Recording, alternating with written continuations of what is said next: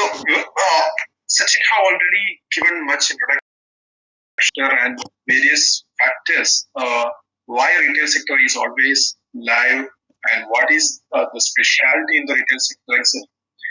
Now, what I'm going to discuss is more into some of these specific scenarios which we will normally see in retail sector, and maybe these kind of scenarios are very less in other industries.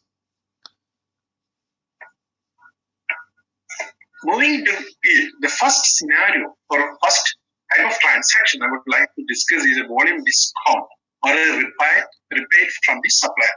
So this is very common in the retail industry, as other industries. So as the term defines, volume discount or rebate from the supplier is normally the promotional offers which the supplier would give to the in the retail sector, where if there is more large volume is being purchased or procured during a period, probably maybe in an year period, and there would be some additional discounts or price reductions offered based on the quantity achieved or the volume of the business performed. So such kind of transaction is there in the retail sector, and we will discuss one example for that. Let us take a example or a situation. UAE hypermarket have purchased 10,000 kg of brand wheat for a year. If you look into 2019, and the value worth 1 million from a supplier, FG Trading Company. So FG Trading Company have already have an agreement with ABC Hypermarket that if they are making a purchase more than 10,000 kgs in a year, they will be allowed additional volume rebate of 10% on the price. So this is a previously agreed commitment between ABC and FG Trading Company.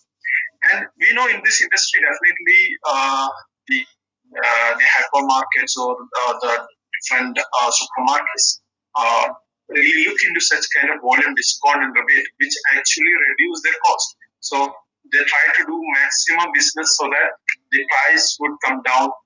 So the cost basically comes down, which will increase the margin of the profit. So such kind of it's really important in the industry. And in this case, for the year 2019, the rebate is calculated in January 2020. So it's in the next year. So is this a taxable supply, and what is the tax treatment in it? So this is the question. So whether there is a taxability in that, and what is the tax treatment to be done if there is a volume rebate or discount based on that? There are two ways to think on it. So one is ABC Hypermarket may be issuing an invoice of 10% on the volume rebate, which is eligible for. So in order to claim this 10%, ABC Hypermarket may issue an invoice for 10%. This is one type of way the treatment you may see in the industry. Or FG Trading Company may issue a tax credit note for the volume rebate of. So there are two types. It's normally you may see if you in the industry. And in our suggestion is that since there is a supply which is made by the FG Trading Company to ABC Hypermarket based on the price which is prefixed or the agreed price, and later since there is a higher volume which is achieved, based on that there is a price reduction given. So in that case, this has to be considered as a discount which is provided and the output value. So the FG Trading Company have to issue a tax credit note which will result in reduction in the output value, and the input in the ABC Hypermarket will be reversed. So that is the suggested treatment from our side. Even though you can see the both ways, it is practically messy recommendation. So what we feel the tax credit note issued by the dealer or the supplier is more likely. Will there be a different treatment if the rebate is declared in another tax period or year? So this is also practically a scenario. Even in our example, for the period 2019, it is declared in 2020. So assume the tax period was closed October, November, December, and it is a next tax period. So whether there will be any difference where this rebate is subsequently received, uh, uh, whether that can create a difference in the tax treatment. The answer is no, it will not affect with the tax treatment. So it will be again a tax credit note which would be issued by the supplier and will be adjusted by ABC hypermarket. Another to make it a little more interesting. So now when we discuss about the scenario, we were discussing about a supplier or customer or a hypermarket and its distributor within UAE itself.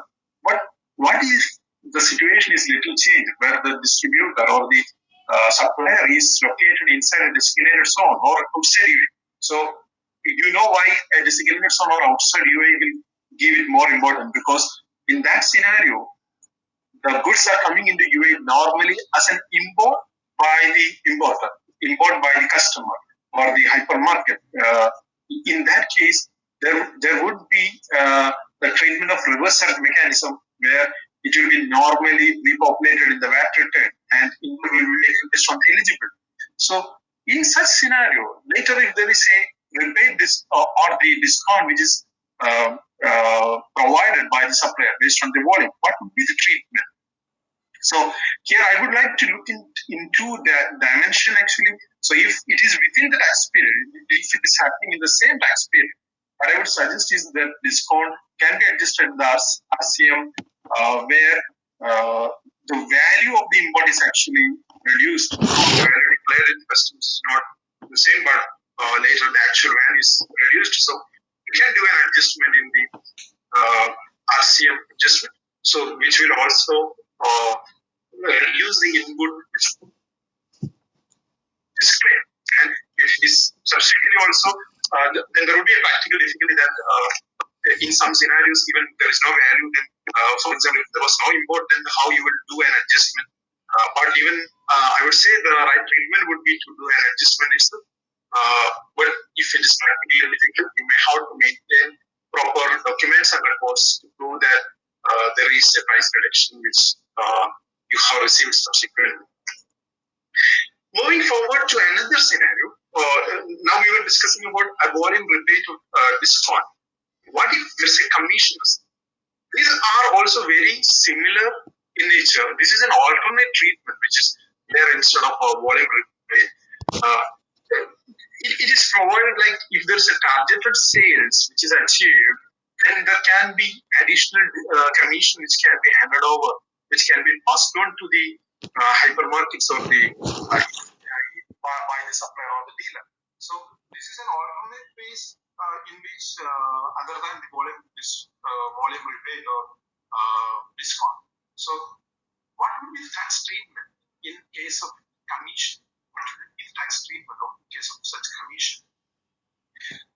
If we consider the same example, then now ABC hypermarket will be receiving this 10% which is commission.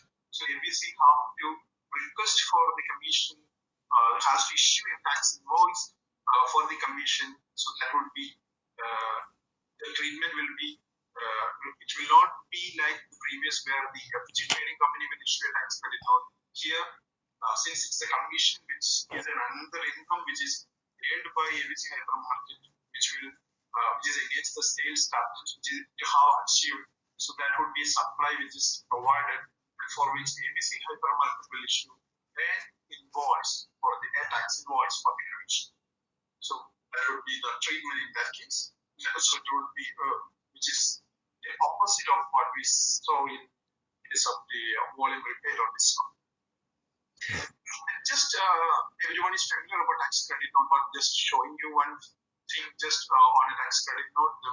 The main thing on a tax credit note is where there is a revision in the value or the revision in the tax rate, where you have to disclose that in the tax credit note, which will show what is the tax on the credit or what is the credit component tax. So it is showing the net effect to the customer to account the same way. Now, in this industry, there is one very important area to discuss, which is shelf rental or display. These are also very common in the industry. So to explain a little on it is like, for example, your product is Nestle or your product is Cadbury or your product is Royal, when you go into a supermarket or hypermarket, you can see it is displayed in different places. So what there is a contract which normally the hypermarket chains will enter into this with this company or the distributor there in order to display it in a prime locations or where the customer could see it or reach it very easily. They may charge different display fee or shelf rental, or in some cases they may have separate display itself. So such cases there are agreements where there are separate more charges for that. So how that would be treated in such case of shelf rental or display fee, which is considered or not. Just take an example here, same with the ABC hypermarket. So the products will be displayed in different levels of the shelf or separate shelf based on the agreed contracts. ABC hypermarket will charge display fee or rental on the prime location or based on the visibility or priority, etc. So what will be the taxability in that case? Here we need to understand that here the hypermarket is providing a space there, which is another service or another supply which is made by the hypermarket, for which they have to issue a tax invoice with VAT 5% to the distributor or the supplier or dealer. Now, let us see one practical scenario where normally how this would be adjusted. So let us take an example of a distributor, trade enterprises. Okay, trade enterprises have informed ABC that since there is display rental and other payments, you can get it adjust against with the material supply. You can deduct those amount with the material supply and pay as the balance amount. Accordingly, they will issue a tax credit note. So that's what trade enterprises informed to ABC hypermarket that we will issue a tax credit note. The remaining payment you can make to us. So is that tax treatment correct? That's what we are going to look into.